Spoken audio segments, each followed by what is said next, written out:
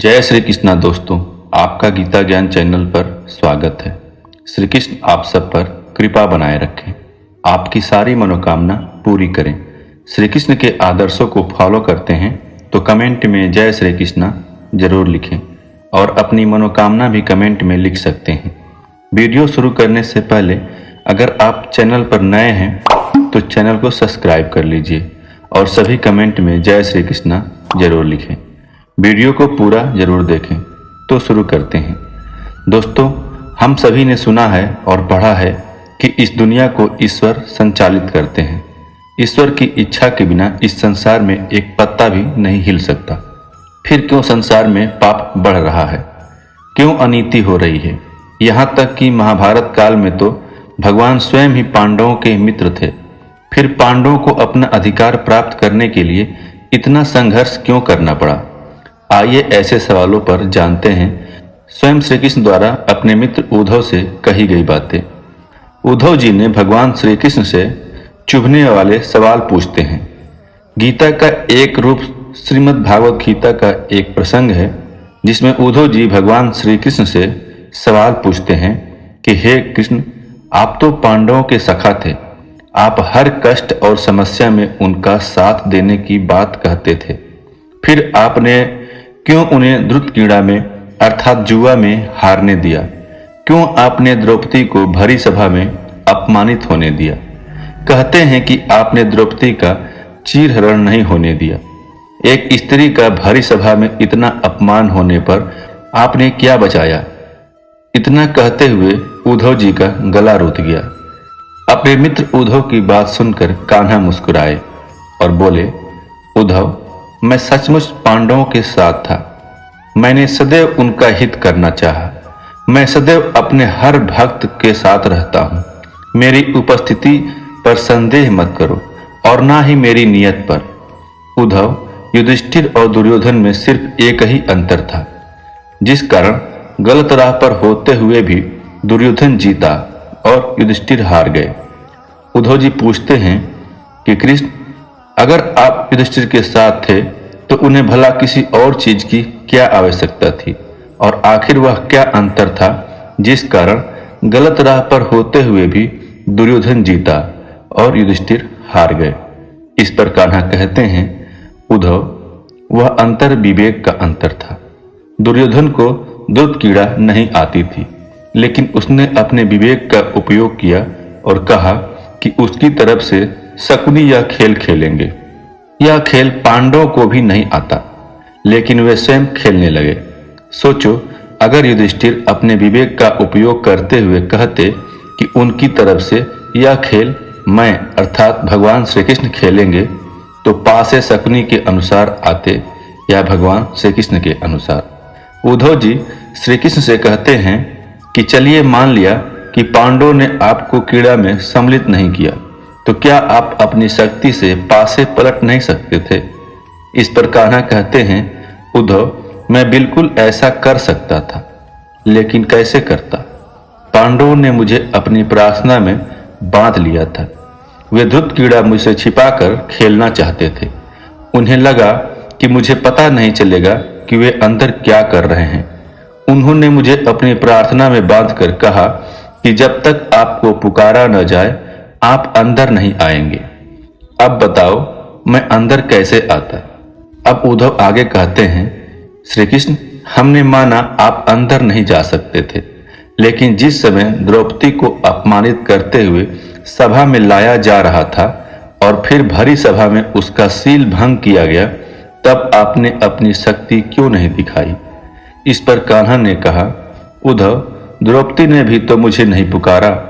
जब उसे अपमानित करते हुए उसके कच्छ से सभा तक लाया गया तो वह अपनी पूरी सामर्थ्य के साथ जूझती रही, लेकिन उसने भी मुझे भुला दिया। जब उसे लगा कि अब बात उसके बस के बाहर है, तब सभा के भीतर उसने मुझे पुकारा और मैं तुरंत वहां उपस्थित हो गया। उद्धव अगला सवाल पूछते हैं, तो कृष्ण बताइए कि आपने पांडवों को गलती करने से क्यों नहीं रोका? माना प्रार्थना में बंधने के कारण आप उन्हें जिता नहीं सकते थे, लेकिन आपने उन्हें गलतियां करने से भी नहीं रोका। इस पर कान्हा कहते हैं, उद्धव, मैं भी कुछ नियमों में बंधा हूं। जो अपने विवेक का उपयोग करता है वही जीतता है। द्रुत क्रीड़ा के दौरान पांडव अपने भाग्य को कोसते रहे, एक बार भी याद करते कि कृष्ण सहायता करो, और तब मैं उनकी सहायता नहीं करता तो मेरी गलती होती।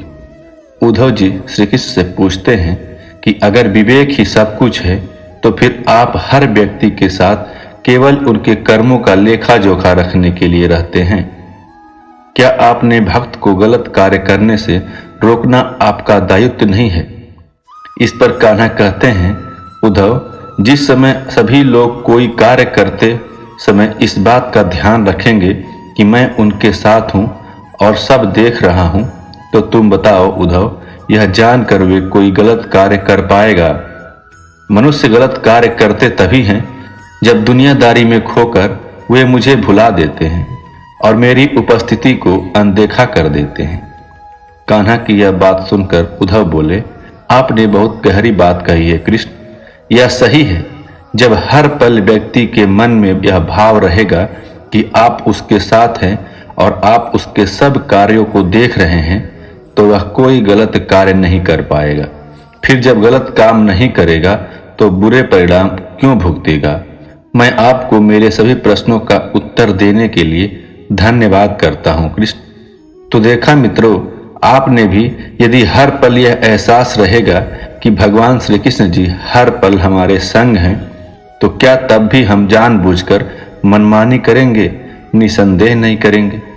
तो इस तरह धीरे धीरे अभ्यास से मन पर काबू पाया जा सकता है। यह मन बड़ा चंचल है और इसका निग्रह करना भी कठिन है। यह तुम्हारा कहना बिल्कुल ठीक है। कान्हा कहते हैं, हे कुंती नंदन, अभ्यास और वैराग्य के द्वारा इसका निग्रह किया जा सकता है। यही सवाल श्री अर्जुन जी ने भगवान श्री कृष्ण से पूछा, तो भगवान जी ने जवाब दिया, निसंदेह मन चंचल है, मगर अभ्यास तथा वैराग्य से इसे काबू किया जा सकता है। कोई भी कार्य दुर्लभ नहीं है, बस यह निर्भर करता है कि अभ्यास कैसा है। क्योंकि अक्सर हम मन के कहने में आकर सही और गलत का निर्णय न करके कदम उठा लेते हैं और फिर पछताकर भगवान को पुकारते हैं। मगर मन की कही बात पर पूरी तरह से विचारक और भगवान को अपने ही संग हर पल महसूस करें तो हम अपने मन को काबू कर सकते हैं।